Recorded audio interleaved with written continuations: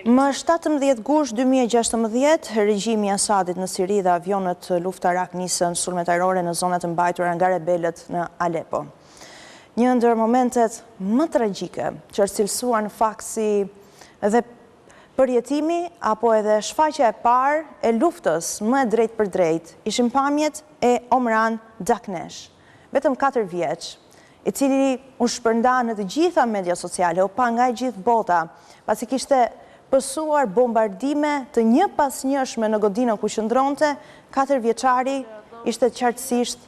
imbuluar nga pluhuri i ndërtesave të shkatruara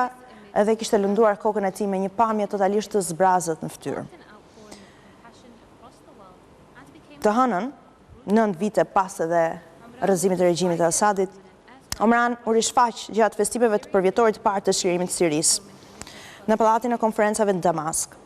ku jep edhe rrëfimin e tij, duke deklaruar se unë kam mbijetuar bombardimeve, por nuk mbaj mend asgjë. عشت القصف والحصار بس أنا ما بتذكر شي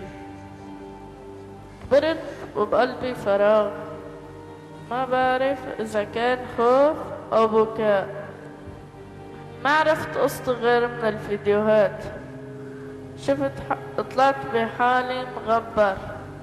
ولما أجا النصر Omran në vitën parë ishte i pari që u shpëtuar nga rënojat dhe imazhi i tij u kthye në fakt në një alarm të fortë për gjithë botën për pasojat e luftrave vdekjeprurse dhe të jetëve në fakt që ato ndikojnë edhe marrin.